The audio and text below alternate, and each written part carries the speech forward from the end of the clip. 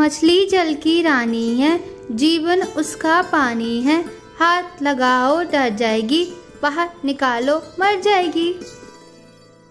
वाह प्यारी नन्ही, तो आज कविता याद कर रही हो। हाँ राम दुलारी चाची, अच्छा आप कहाँ जा रही हो? मैं लजीज बेचने जा रही हूँ। लजीज? ये लजीज क्या है भला? आप तो स्वयं सहायता समूह से जुड़कर पापड़ बेचने का काम करती हो ना चाची? हाँ, मैं पापड़ बेचने ही जा रही हूँ। बस अब हमारा पापड़ ब्रांडेड हो गया है। ब्रांडेड? इसका क्या मतलब है चाची? आप ये सब क्या बोल रही हैं? लजीज, ब्रांडेड, आप मुझे ठीक से बताइए ना। अरे राम दुलारी चाची, अरे अब राम दुलारी चाची स्मार्ट काम करती है नन्ही। अब यह और इनका समूह मार्केटिंग स्ट्रेटेजी के तहत कार्य करता है। प्रणाम सुधीर भैया, ये मार्केटिंग स्ट्रेटेजी का मतलब क्या होता है, मुझे भी बताइए ना। हाँ, मैं तुम्हें मार्केटिंग के बारे में बताता हूँ, ध्यान से सुनो।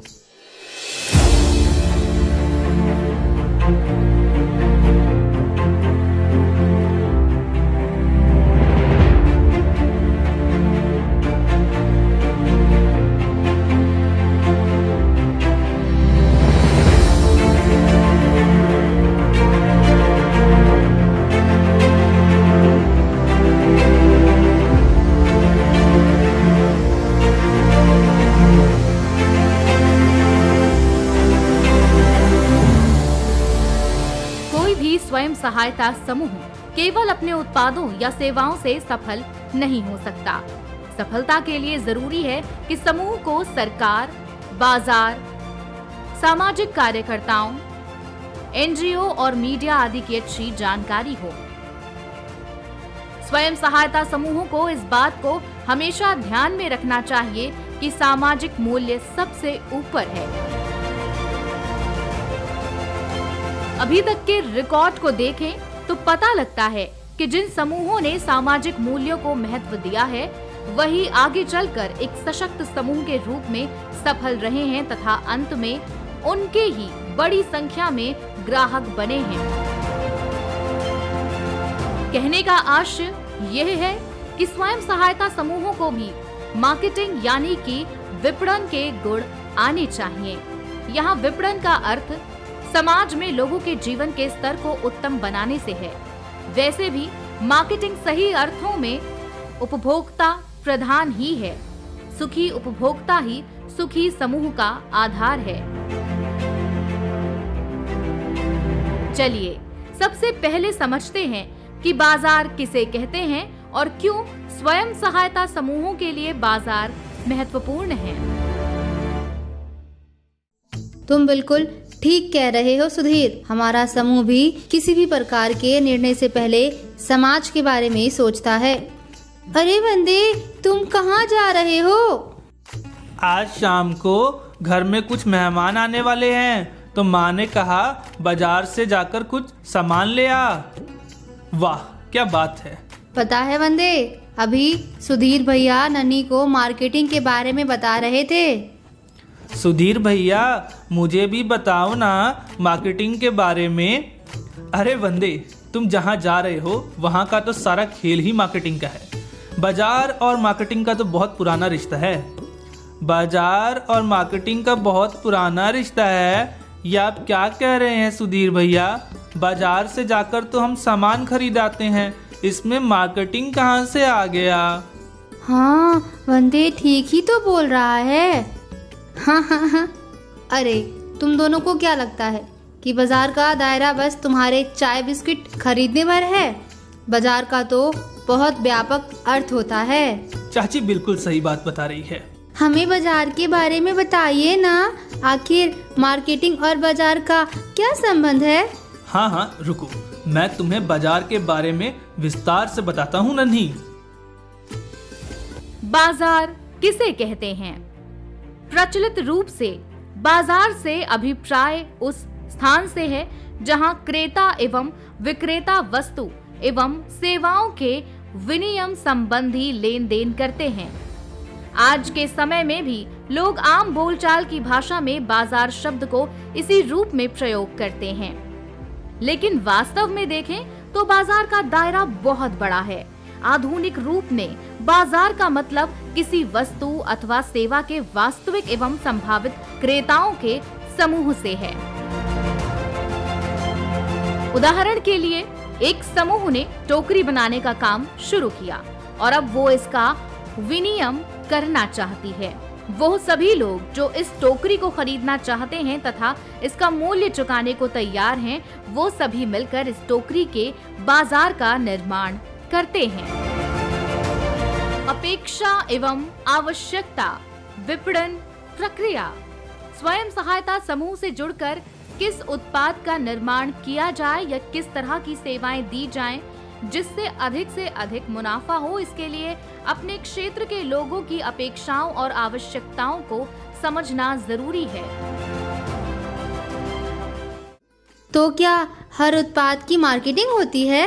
सिर्फ उत्पादों की नहीं, बल्कि सेवाओं, विचारों, व्यक्तियों, स्थानों आदि हर जगह की मार्केटिंग होती है नन्ही। आप जरा इसके बारे में विस्तार से बताओ ना सुधीर भैया। हाँ वंदे, रुको, मैं तुम्हें ही नहीं सबको बताता हूँ कि मार्केटिंग किस किस चीज की हो सकती है। विपणन किसका किया जा सकता है? भौतिक पदार्थ। आप जो भी उत्पाद बना रहे हैं उसका, उदाहरण के लिए लैवेंडर का तेल, पेपर मैशे, काला जीरा, अनारदाना, पत्तल निर्माण आदि। सेवाएं। आप जो भी सेवाएं दे रहे हैं, उदाहरण के लिए मछली पकड़ना, पर्यावरण प्रबंधन, पशुपालन आदि। विचार। आपके पास अगर कोई विशेष विचार हो, उदाहरण के लिए जैविक उत्पाद, देशी उत्पाद आदि। व्यक्ति। अगर आपके समूह में किसी महिला ने जिला, राज्य या राष्ट्रीय स्तर पर कोई मुकाम हासिल किया हो। स्थान। अगर आपका क्षेत्र किसी विशेष प्रकार के उत्पादों या सेवाओं के लिए प्रसिद्ध हो। अनुभव। अगर आपके समूह के पास किसी उत्पाद को बनाने का प्राचीन या विशेष अनुभव हो। घटनाएं। अगर स्वयं सहायता समूह ने किसी उत्सव, अभियान अथवा कैंप का आयोजन किया हो। सूचना। अगर समूह के पास किसी खास तरह की सूचना हो या अथवा आपने कुछ नया रिसर्च किया हो। संगठन। अगर आपने संगठित होकर किसी लक्ष्य को हासिल किया हो। विपणन एवं विक्रय में अंतर। कई लोग विपणन का अर्थ विक्रय से लगाते हैं। वो इन दोनों को एक ही मानते हैं, जबकि विपणन बड़ी संख्या में क्रियाओं का समूह है तथा विक्रय उसका एक भाग है।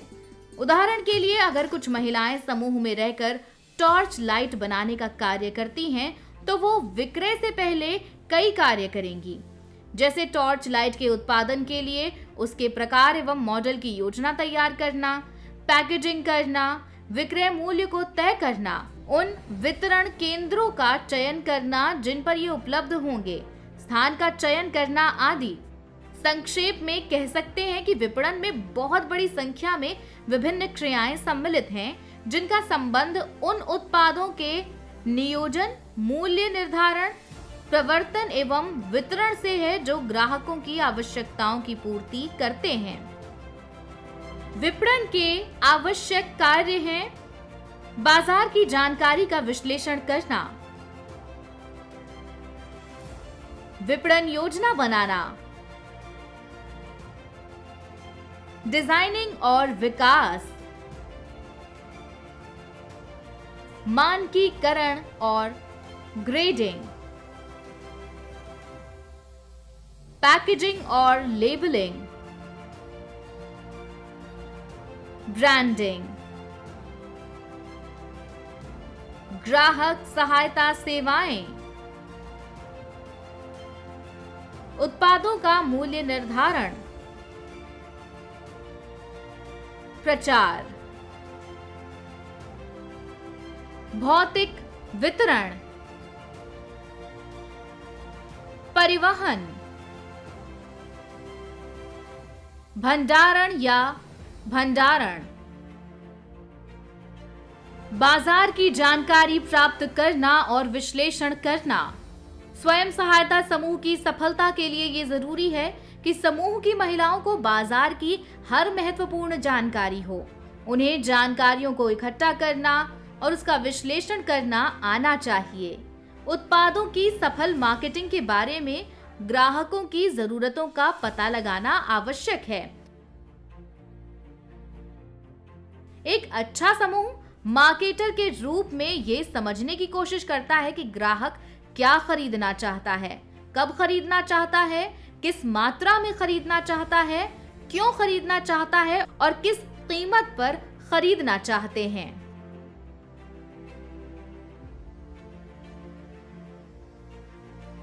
विपणन की योजना बनाना। विपणन की योजनाओं में बहुत कुछ शामिल है। सही योजनाएं ही बिक्री को बढ़ाने और उत्पाद को लोकप्रिय बनाने में सहायक हैं। उदाहरण के लिए, यदि कोई उत्पाद जम्मू कश्मीर में लोकप्रिय हो गया है, तो एक संगठन का लक्ष्य अब उसे अन्य राज्यों में लोकप्रिय बनाने का होगा।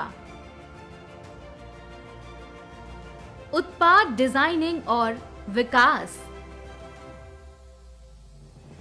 विपणन का एक अन्य महत्वपूर्ण कार्य उत्पाद डिजाइनिंग और उसका विकास है। उत्पाद डिजाइनिंग में उत्पाद के आकार या डिजाइन के लिए उपयोग किए जाने वाले गुणवत्ता मानकों से संबंधित निर्णय, पैकिंग आदि शामिल हैं। ऐसा करने से उत्पाद को एक तरफ लक्षित ग्राहकों के लिए आकर्षक बनाया जा सकता है, तो वहीं प्रतियोगियों के उत्पाद से उसे बेहतर बनाया जा सकता है। मानकीकरण और ग्रेडिंग। मानकीकरण पूर्व निर्धारित मानकों के सामान के उत्पादन की एक प्रक्रिया है, ताकि उत्पादों में एक रूपता और स्थिरता प्राप्त हो सके। यह उत्पाद की गुणवत्ता, कीमत और पैकेजिंग के खरीदारों को आश्वासन देता है। ग्रेडिंग से तात्पर्य उत्पादों को उनकी विशेषताओं के आधार पर विभिन्न समूहों में वर्गीकृत करने की प्रक्रिया से है, जैसे आकार, आकार की गुणवत्ता आदि। ये मुख्य रूप से कृषि उत्पादों जैसे गेहूं, चावल, आलू आदि के मामले में किया जाता है। पैकेजिंग और लेबलिंग। कई लोग पैकेजिंग और लेबलिंग को एक ही समझते हैं, जबकि दोनों ही एक दूसरे से बिल्कुल अलग हैं। पैकेजिंग का मतलब उत्पाद के लिए पैकेट को डिजाइन करने से है, जबकि लेबलिंग का संबंध पैकेट पर लेबल लगाने से है। पैकेजिंग और लेबलिंग विपणन के स्तंभ हैं, इसलिए समूह को इस बात का ख्याल रखना चाहिए कि वो जो भी उत्पाद बनाए उसकी पैकेजिंग और लेबलिंग अच्छी हो। इससे न केवल उनके उत्पाद को सुरक्षा मिलेगी, बल्कि वो लोगों का ध्यान भी आकर्षित करेंगे। ब्रांडिंग। ब्रांडिंग एक उत्पाद का ब्रांड नाम देने की एक प्रक्रिया है, जो इसे प्रतिस्पर्धी उत्पादों से अलग करने के लिए ग्राहकों की निष्ठा बनाने और उत्पाद को बढ़ावा देने में मदद करता है। इस रणनीति के तहत सबसे महत्वपूर्ण निर्णय ये है कि क्या किसी व्यापारिक फर्म के सभी उत्पादों को एक अलग ब्रांड का नाम या एक ही ब्रांड दिया जाए। उदाहरण के लिए, बाजार में हजारों कंपनियों के साबुन उपलब्ध हैं। ऐसे में लोग आपके साबुन को पहचान सकें, इसके लिए आपने साबुन को विशेष नाम दे दिया। वो नाम कुछ भी हो सकता है, जैसे चमक साबुन, सौंदर्य साबुन आदि। ग्राहक सहायता सेवाएं। विपणन सफलता की कुंजी ग्राहक की संतुष्टि है। इसलिए विपणन का एक महत्वपूर्ण कार्य अर्थात विभिन्न ग्राहक सहायता सेवा प्रदान करना है।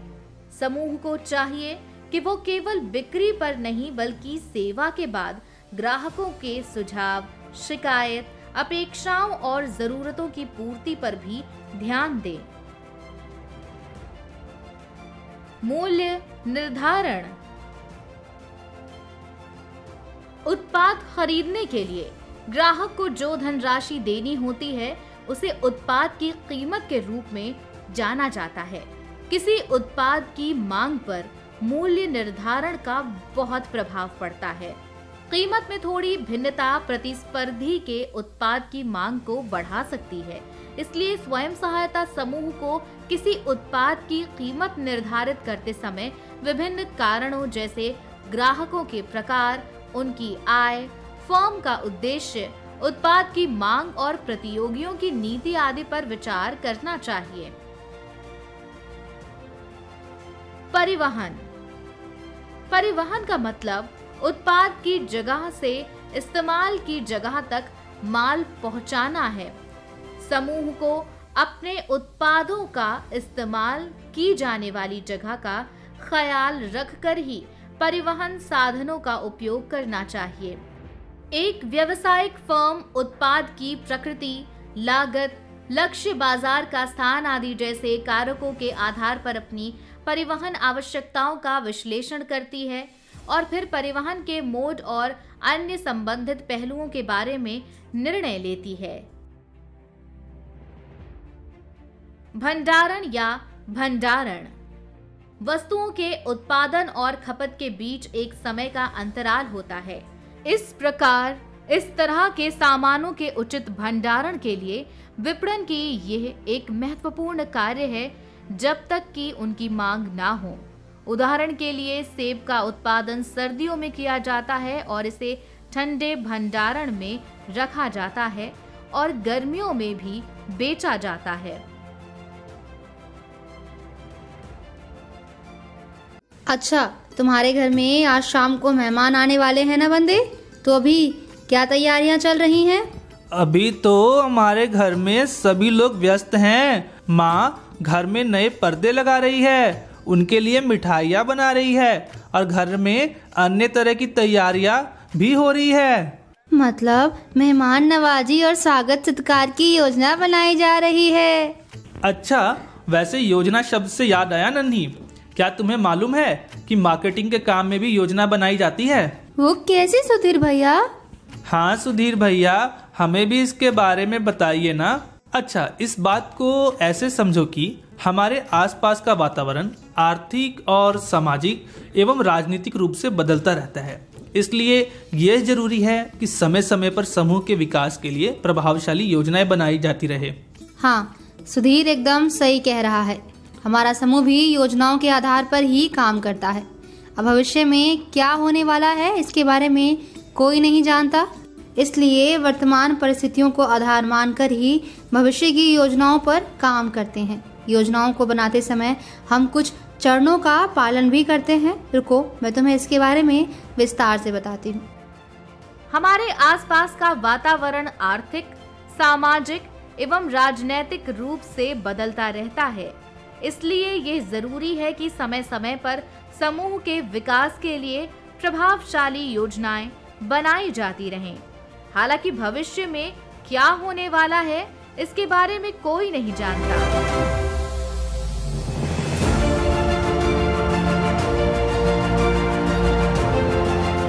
इसलिए वर्तमान परिस्थितियों को आधार मानकर ही भविष्य की रूपरेखा योजनाओं द्वारा तैयार की जा सकती है।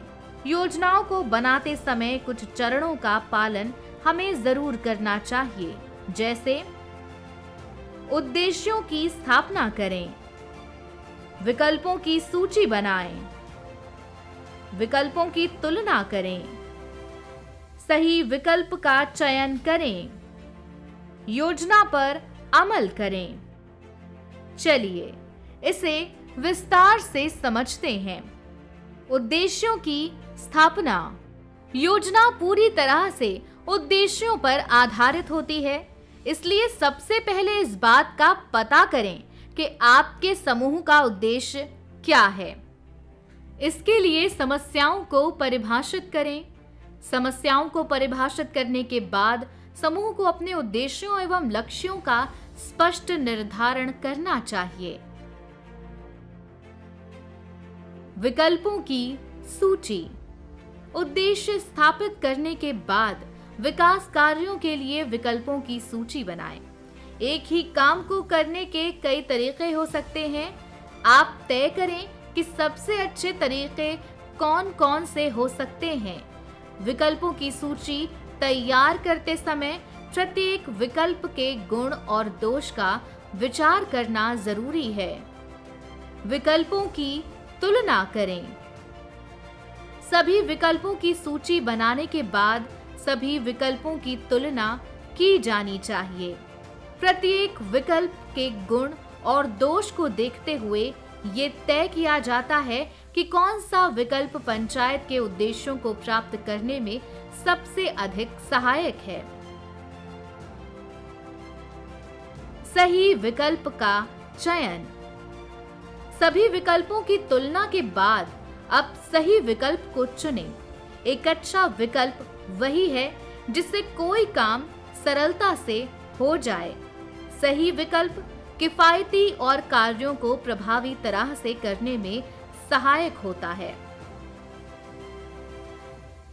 इस बात पर ध्यान दें कि कौन सा विकल्प पंचायत को आर्थिक और सामाजिक रूप से सशक्त बनाने में सहायक है। योजना पर अमल करें। आपने जिस भी विकल्प का चयन किया है उसका जमीनी स्तर पर पालन होना चाहिए। ध्यान रहे कि योजना को अमल में लाने के बाद समय समय पर निगरानी और नियंत्रण भी आवश्यक है। तो अब तुम समझे बाजार का मतलब कितना ज्यादा व्यापक है। हाँ भैया, मैं समझ गया। अच्छा, मैं चलती हूँ। फिर शाम को आकर मुझे समूह में बैठक भी करनी है। आज का विषय तो बजट है। ये तो बहुत ही महत्वपूर्ण विषय है। ठीक है चाची, बाय बाय। वंदी, तुम्हें याद है एक बार तुमने मुझे बजट के बारे में समझाया था। देश में भी आम बजट और रेल बजट समय समय पर पेश होता रहता है, लेकिन मेरा सवाल ये है कि बजट का योगदान स्वयं सहायता समूह में क्या है? हाँ, मुझे तो सब याद है। बजट तो हर संगठन के लाभ का आधार है। हर समय हर समूह को बजट बनाने की आवश्यकता पड़ती है। वो कैसे सुधीर भैया? अच्छा रुको, बताता हूँ, ध्यान से सुनो। अमूमन किसी भी कार्य को करने के लिए हम भविष्य की योजनाओं और उद्देश्यों को आधार मानकर आय और व्यय का अनुमान लगाते हैं। ठीक इसी प्रकार समूह में काम करते हुए भी भविष्य की योजनाओं और उद्देश्यों को आधार मानकर आय और व्यय का अनुमान लगाते हुए ये तय करना चाहिए कि कितना धन कहाँ खर्च करना है और कितना धन कहाँ से प्राप्त करना है। ऐसा करके हम अपने समूह का स्वयं का एक बजट बना सकते हैं। बजट बनाते समय इन बातों का ध्यान रखें। बजट को बनाते समय इस बात पर ध्यान दिया जाना चाहिए कि उसमें समूह की सभी महिलाओं को शामिल किया जाए। समूह के लिए यह आवश्यक है कि वो इस बात को समझें कि पैसों को किस तरह से लाभकारी नीतियों में लगाया जा सकता है। बजट में संभावित खर्चों और संभावित लाभ का वर्णन होना चाहिए। बजट के सिद्धांत। स्पष्टता। बजट में आय व्यय का प्रावधान स्पष्ट होना चाहिए। यथार्थता। बजट का वास्तविकता से संबंध होना चाहिए। व्यापकता। बजट में व्यापकता का होना जरूरी है, अर्थात बजट सभी के लिए हो। लाभ और हानि। बजट में लाभ व हानि को स्पष्ट तौर पर लिखना चाहिए। पारदर्शिता।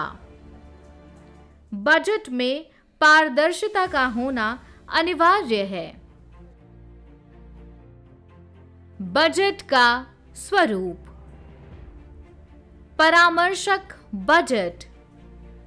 बजट को सभी लोगों की राय से बनाया जाना चाहिए।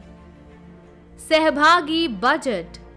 बजट में सभी लोगों की सहभागिता जरूरी है। उपलब्धि बजट। बजट में पिछले वर्ष की उपलब्धियों का वर्णन साफ तौर पर किया गया हो। ऐसा करने से उन क्षेत्रों या संस्थाओं के महत्व का पता लगेगा जो अच्छा प्रदर्शन कर रही हैं। योजना बजट। बजट में वित्तीय वर्ष में क्रियान्वित की जाने वाली योजनाओं का वर्णन होना चाहिए। उद्देश्य आधारित बजट। बजट ऐसा होना चाहिए जिसमें किसी सीमित समय के लिए लक्ष्य को निर्धारित किया गया हो। उदाहरण, निर्धारित अवधि में मुनाफा डबल करना या मुनाफे को 20% तक बढ़ाना आदि।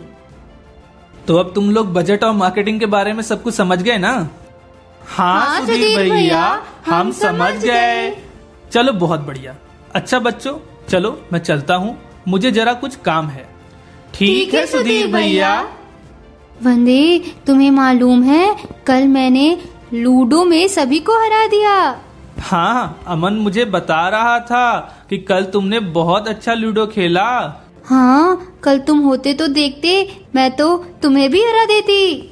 तुम्हारी तो किस्मत बहुत अच्छी है नन्ही कि मैं कल नहीं था। मेरे घर में मेहमान आए हुए थे, नहीं तो मैं कल तुम्हें हरा देता। वैसे भी हमेशा तो मैं ही जीतता हूँ। नहीं, कल तो मैं ही जीतती, चाहे कुछ भी हो जाए।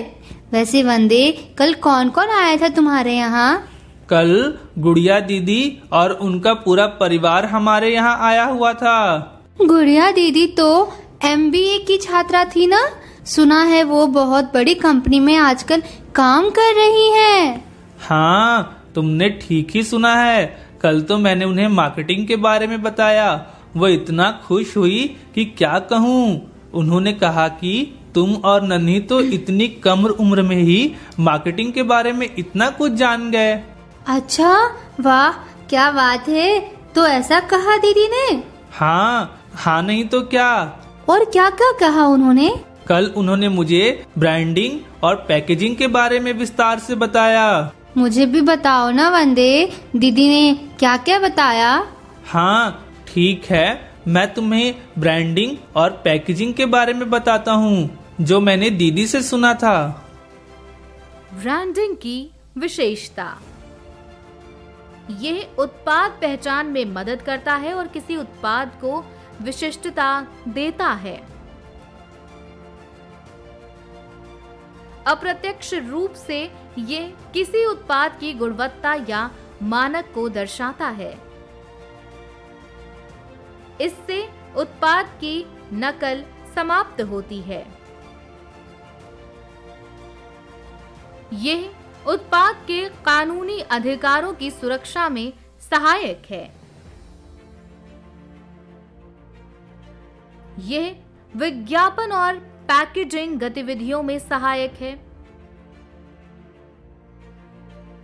ये किसी विशेष उत्पाद के लिए ब्रांड की वफादारी बनाने और बनाए रखने में सहायक है। ये उत्पादों के मूल्य विभेदन में सहायक है। ये निर्माता को उत्पाद की पहचान करने में मदद करता है।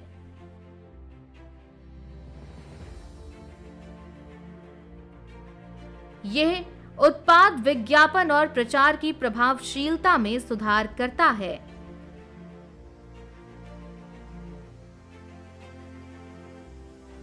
ये बाजार की हिस्सेदारी बढ़ाने और नियंत्रित करने में मददगार है।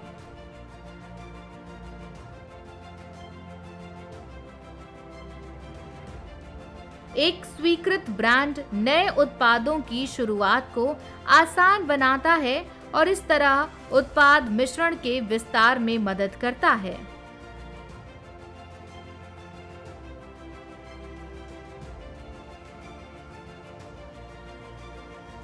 समूह द्वारा बनाए जा रहे उत्पाद के नाम के चयन के समय ध्यान दें। ब्रांड का नाम ऐसा हो जो लोगों को तुरंत ही अपनी तरफ ध्यान खींचे।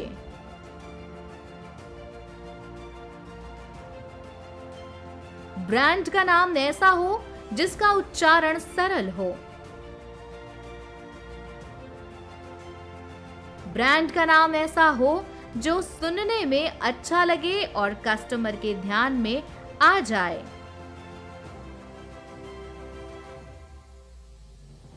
ब्रांड का नाम ऐसा ना हो जिससे विवाद हो जाए। पैकेजिंग उत्पाद के लिए कंटेनर और आवरण को डिजाइन करने और बनाने का कार्य है। पैकेज उत्पाद को धूप, नमी, हवा, तापमान और टूट फूट आदि से बचाने में सहायक है। इसके साथ ही पैकेजिंग उत्पाद को आकर्षक बनाता है और बिक्री संवर्धन के एक महत्वपूर्ण उपकरण के रूप में कार्य करता है। पैकेजिंग के प्रकार। प्राथमिक पैकेजिंग। प्राथमिक पैकेजिंग वो पैकेजिंग है जो उत्पाद को धारण करती है। उदाहरण, टूथपेस्ट का ट्यूब, पानी की बोतल आदि।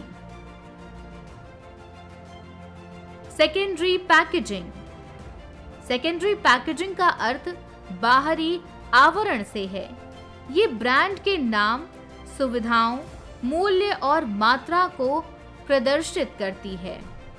उदाहरण, टूथपेस्ट ट्यूब का बाहरी कवर, मोबाइल फोन का बॉक्स कवर आदि।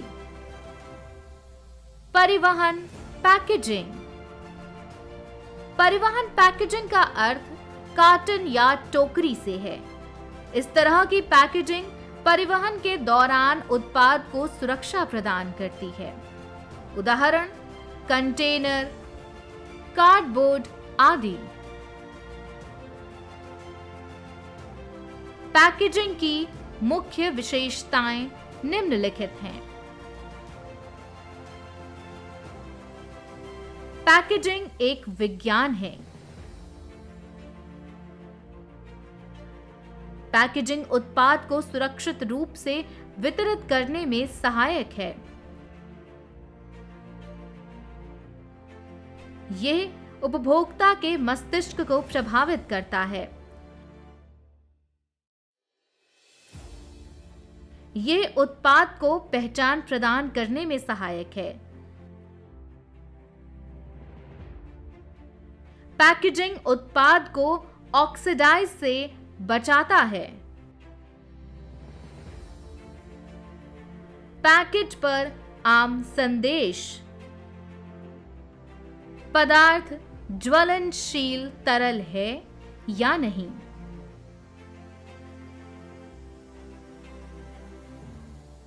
पदार्थ विस्फोटक है या नहीं। पदार्थ को पानी से बचाने की जरूरत है या नहीं। बच्चों से दूर रखना है या नहीं। पदार्थ विषाक्त तो नहीं। उपयोग संबंधी दिशा निर्देश। मूल्य। MFG डेट यानी कि उत्पाद के बनने की तारीख। समाप्ति तिथि यानी कि एक्सपायरी डेट। पैकेज डिजाइन करते समय निम्नलिखित कारकों पर विचार करना चाहिए। भाषा। पैकेज के ऊपर लिखी गई भाषा स्थानीय भाषा होनी चाहिए। अगर भाषा उपभोक्ताओं द्वारा पढ़ी और समझी ही नहीं जाएगी तो वो उत्पाद को खरीदेंगे कैसे।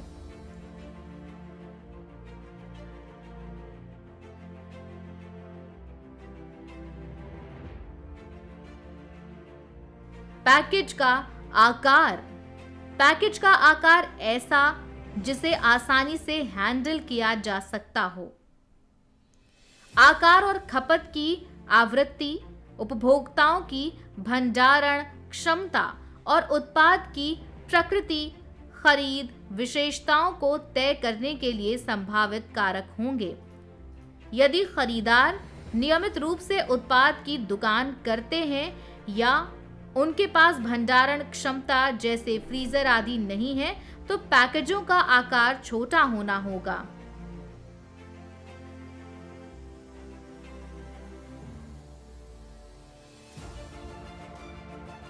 कंटेनर, अगर संभव हो तो उत्पाद की पैकेजिंग के लिए डिस्पोजेबल कंटेनरों का उपयोग करें।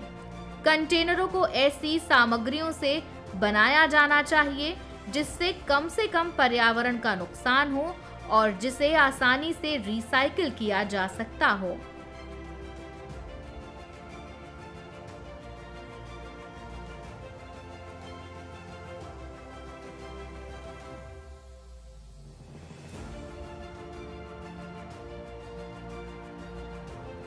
रंग, पैकेज डिजाइन करते समय इस बात का ख्याल रखें कि क्या वो आपके उपभोक्ता को पसंद आएंगे या नहीं।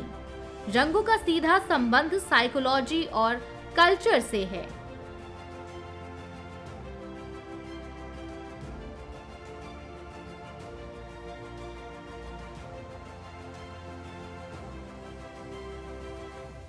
स्वीकृत मानदंड, हर उत्पाद का अपना स्वीकृत मानदंड होता है। अगर आप कुछ क्रिएटिव करना चाहते हैं तो कर सकते हैं, लेकिन ध्यान रहे कि वो लोगों के पसंद के अनुरूप हो। आमतौर पर लोग उत्पाद को बाजार में तय रूप या आकार में खरीदने के आदी होते हैं।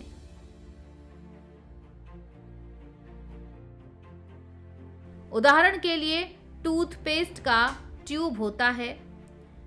अब अगर कोई निर्माता चाहे कि वो इसे जार में पैक करके बेचे, तो ये उपभोक्ताओं द्वारा आसानी से स्वीकार नहीं होगा।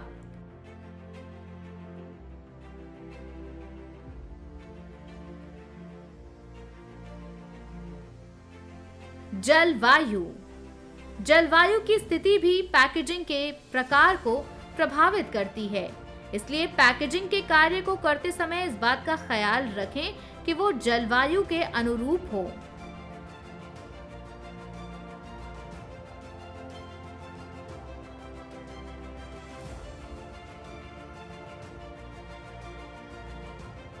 लेबलिंग का अर्थ, लेबलिंग उत्पाद और कंपनी के ब्रांड का एक महत्वपूर्ण हिस्सा है। ये उत्पाद को बाजार में दिखाने में मदद करता है और उत्पाद के बारे में ग्राहकों को पूर्णतः जानकारी प्रदान करता है। इसका उपयोग कंपनी द्वारा संभावित खरीदारों को उत्पाद खरीदने के लिए प्रोत्साहित करने के लिए किया जाता है। लेबलिंग की सहायता से एक उपभोक्ता आसानी से उत्पाद के बारे में सारी जानकारी ले सकता है। यह ग्राहकों के बीच उस वस्तु के बारे में जागरूकता बढ़ाने में मदद करता है जिसका वे उपभोग कर रहे हैं। आमतौर पर लेबलिंग का समय उत्पाद के पीछे किया जाता है। इसे प्रिंट किया जाता है या कागज के टुकड़े के रूप में चिपकाया जाता है। उदाहरण, मान लीजिए कि आपका समूह कोई खाद्य पदार्थ बनाने का काम कर रहा है। अब पैकेजिंग पर जो लेबलिंग होगी उसमें ब्रांड का नाम, समूह का नाम, प्रोडक्ट का नाम, पैकेजिंग का साइज, भार, बारकोड, उत्पाद जहां बनाया गया हो वहां का पता, certificate, product story, nutritional information आदि होना चाहिए। पता है, दीदी ने मुझे मूल्य निर्धारण के बारे में भी बताया था। अच्छा, अब मूल्य निर्धारण क्या होता है? मूल्य निर्धारण एक बहुत ही संवेदनशील निर्णय है। जरा सी लापरवाही बहुत भारी पड़ सकती है, ऐसा मेरी दीदी ने मुझे बताया था। उन्होंने कहा था कि यह वो प्रक्रिया है जिसके अंतर्गत उत्पाद को बेचने से पहले ये निर्धारित किया जाता है कि उत्पाद का दाम क्या होगा। रुको, मैं तुम्हें इसके बारे में बताता हूँ। मूल्य निर्धारण का अर्थ। मूल्य निर्धारण एक बहुत ही संवेदनशील निर्णय है। जरा सी लापरवाही बहुत भारी पड़ सकती है। ये वो प्रक्रिया है जिसके अंतर्गत उत्पाद को बेचने से पहले ये निर्धारित किया जाता है कि उत्पाद का दाम क्या होगा।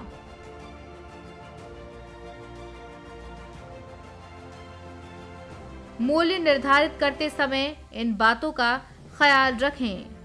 मूल्य निर्धारण का मुख्य उद्देश्य लाभ कमाना है। इसे अल्पकाल एवं दीर्घकाल दोनों ही तरीकों से कमाया जा सकता है। निर्माता को ये निर्णय करना है कि उससे लाभ आपातकाल में कमाना है या दीर्घकाल में। मूल्य निर्धारण ही समूह के विकास का आधार है।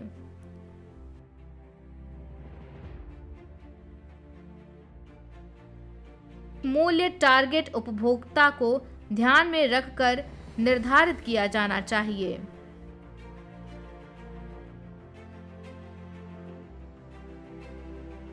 पता है नन्ही, उन्होंने मुझे विज्ञापन के बारे में भी बताया। अच्छा, मुझे भी बताओ ना वंदे। हाँ हाँ, बताता हूँ, ध्यान से सुनो। विज्ञापन। विज्ञापन का तरीका है जिसके माध्यम से हम वस्तुओं, सेवाओं या विचारों के बारे में आम जनता को बता सकते हैं। इसके प्रकार हैं जैसे समाचार पत्र। समाचार पत्र विज्ञापन का एक सशक्त माध्यम है। स्थानीय समाचार पत्रों के माध्यम से वस्तुओं और सेवाओं का प्रचार बहुत ही आसानी से किया जा सकता है। रेडियो। रेडियो विज्ञापन का बहुत ही लोकप्रिय प्लेटफॉर्म है। आधुनिक भारत में भी रेडियो का बोलबाला कम नहीं हुआ है। रेडियो जिंगल्स आदि बनाकर विज्ञापन किए जा सकते हैं। पत्रिकाएं। पत्रिकाएं भी विज्ञापन का लोकप्रिय साधन है। आप अपनी सहूलियत के अनुसार वीकली, मंथली या ईयरली मैगजीन का चुनाव कर सकते हैं।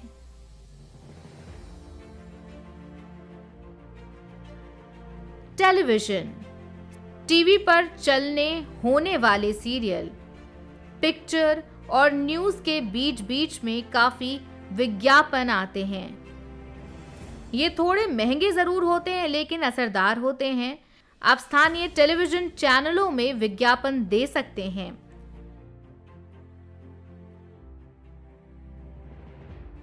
इंटरनेट। आज के युग में इंटरनेट मार्केटिंग लोकप्रिय मार्केटिंग है। अगर आप युवाओं के लिए कोई उत्पाद बना रहे हैं तो इंटरनेट मार्केटिंग का चयन कर सकते हैं। Social media.